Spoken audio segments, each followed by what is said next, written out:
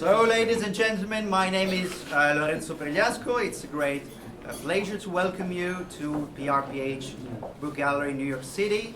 Thank you very much for being here tonight. When I first was in New York 2 years ago, Columbia University's Italian Academy hosted a little celebration for the centenary of our bookshop. And it was then said that when my great-grandfather Lorenzo established the family business in Turin, he was 17 years old. That is the same age of Federico Cesi when he established the Accademia dei Lincei. So now it's a great pleasure to give the floor to our good friend Vincent Buonanno, who will say a few words. Then we will have some remarks by Arturo Pregliasco, my grandfather, and then, last but not least, by Professor Eco. Thank you very much. Vincent, the floor is yours. Thank you, Arturo.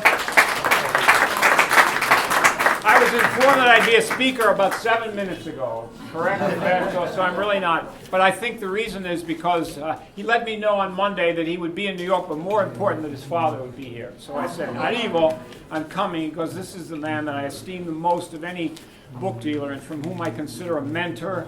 And of course, when you're a mentor, when Arturo is your mentor, you have to pay, right? It's like the old Totomo, io paro, right? You have to pay, but it's worth it because there's so much to learn from him. And I happen to bring along a letter, which I didn't expect to read to anyone, but except maybe to Arturo. Back in '98, we'd both been to the Feltrinelli sale in London. And my objective was to gather every great illustrated book about Rome that I could, which has been a passion of mine since I was a teenager. And so there was a wonderful book of Volpato Panini engravings with an estimate of about 20,000 pounds. This was impossible for me to even think about going that far, and so I bid up against this white-haired man, and he beat me for it. And took it away, and I was very disappointed, but I knew it was out of my reach. But within weeks, I heard back from him. He said, "You can still have it." But of course, now it had an average. Not, naturally, absolutely, that's his business. So I just wrote him in January 1988. I said, he asked me if I wanted to see it on approval. I said, I don't want to put you through the trouble of approval because I'm afraid it's too much for me. I'm waiting for my well to fill up for my other book buying. And I suppose we made Feltrinelli and Christie's too rich on this book by bidding against one another. But that's the way it is. I may change my mind for the minute. I need to just stay where I am, and so forth. So he wrote me back in this wonderful letter. I thank you for your facts, and I see you're still doubtful about this opportunity to add the Panini to your collection. Yes, we did make Christie's and Feltrinelli more rich, but believe me, this collection is one of the rarest lot for sale, a real and faithful documentation of Rome, which which is more true and rare than Piranesi. Then he puts parenthetically, I do not discuss the art of Piranesi. Without Rembrandt and a few others at the top of the etching, if he'd only made 100 instead of 1,050, he would get the prices of Rembrandt in prices. That's very true, really true, still true. In any case, he urges me to get it, and he was never afraid to tell me I was wrong. That's something about Arturo. Probably you know that, grandson, right? Yes. Anyway, I have such esteem for you. So many of us do. You're really a monument of our love, of our bibliophilia, and we're really one of the great men of it. And so I'm honored to be here with you. You are sure not to mistake? Oh no! I want to say he used to say, if you don't want it, you can sell it back to me at the same price. Never, I would not. I wouldn't sell 3 illustrations to you for the same price. It's all yours. Okay, great. Thank you. Thank you, Vincent. Whatever. So it's me now? And now the floor is Arturo's. I wanted to give a speech without reading, but I am confused and too tired, and so I prefer to read. Ladies and gentlemen, American and foreign bibliophiles, librarians, fellow booksellers, I am glad to be again in New York for such an important event for our family business, the antiquarian book trade. And I am very happy that Professor Umberto Eco is there. Umberto Eco is here with us. My first visit to the United States happened nearly 50 years ago, when my father Lorenzo, that's the name of him, sent me here with a little money and very little English. It might sound odd, but at the time English was rarely spoken in Italy, and I used it to speak French as a lingua franca, even with my English-speaking colleagues. My father and Bill Fletcher, his father, only ever spoke French together, and Keith and I also used French for several years in the 1960s. Tonight's opening reminds me of an amusing encounter I once had with Hans Kraus some 40 years ago.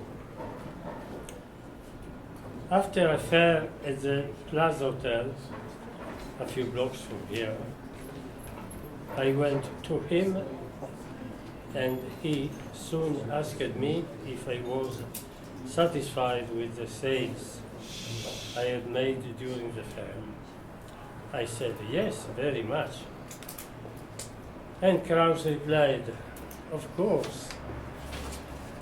The books you were offering were not important and very, very cheap. My answer was immediate. No, my dear Kraus, my books were important. 6 incunabula, 2 medulla illuminated manuscripts, and other good and interesting books. I sold 14 books out of 22, and thus I am very satisfied. Kraus said, I was joking, he said with a smile. He continued, I give you a suggestion. Why don't you open a bookshop here in New York? I am sure that your business here would be good. It is plain that that he knew what he was talking about. For this was the man who sold a Gutenberg Bible from his shop in New York. I did not follow his advice, but tonight, more than 40 years later, my son Umberto, together with Filippo Rotundo, has taken on the challenge of opening a new gallery on the Upper East Side. I am happy to be here and to live Live. and to live this moment. See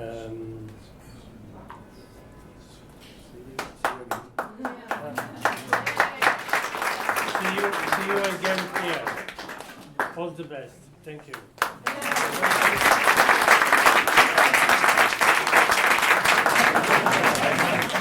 Yes, the wife of Umberto Pregliasco is a doctor, and she knows that for my special kind of disease, the best medicine is whiskey. So I had already 4 of them. That is not the only reason I feel embarrassed, but it is at least 1 week that I am making lectures about books, history of books, at Yale and here, and many of the people was there is still here, and so I don't know what to say more. I am happy that Lorenzo quoted Federico Cesi, because being a member of the Accademia dei Lincei, I feel entitled to congratulate the Pregliascos and the Rotundo for these marvelous initiatives.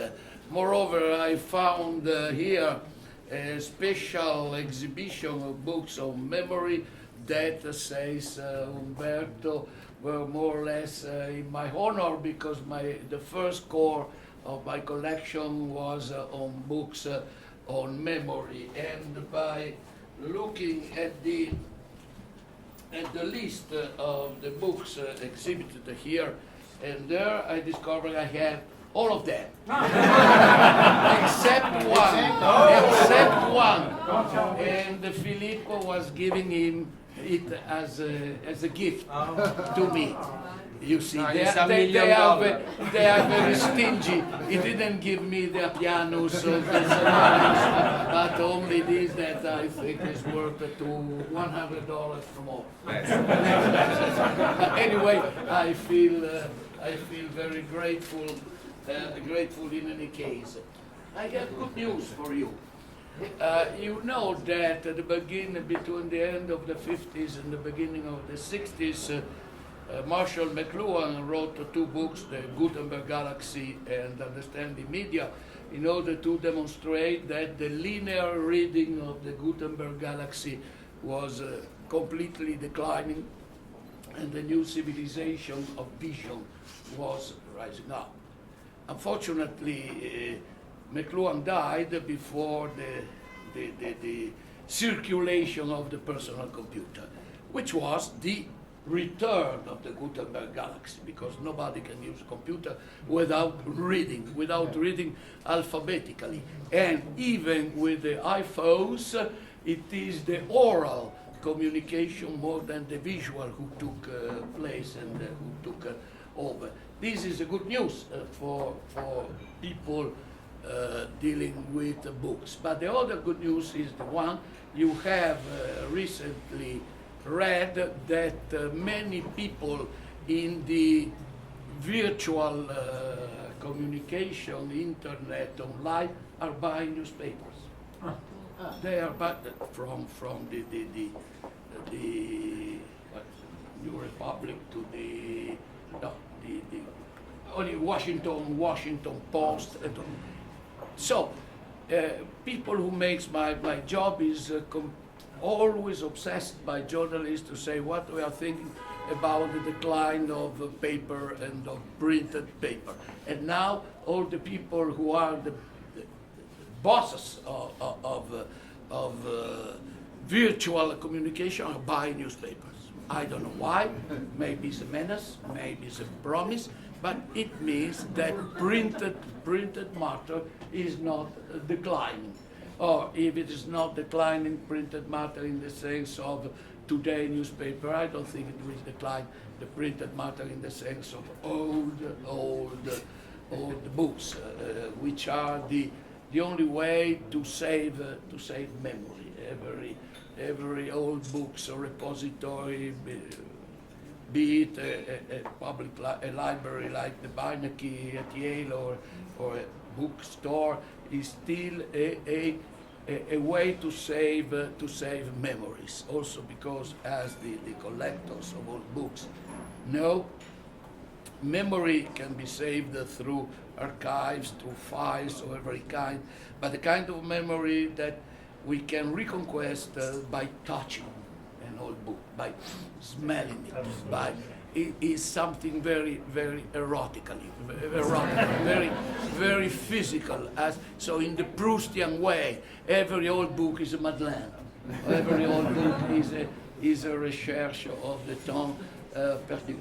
So I have nothing else to do, as we have nothing to wish to old books, since some of them lived for 500 years, and so they promised to live for the next one. But anyway, I can wish a good life to the old books, and even, if you allow me, to the new ones.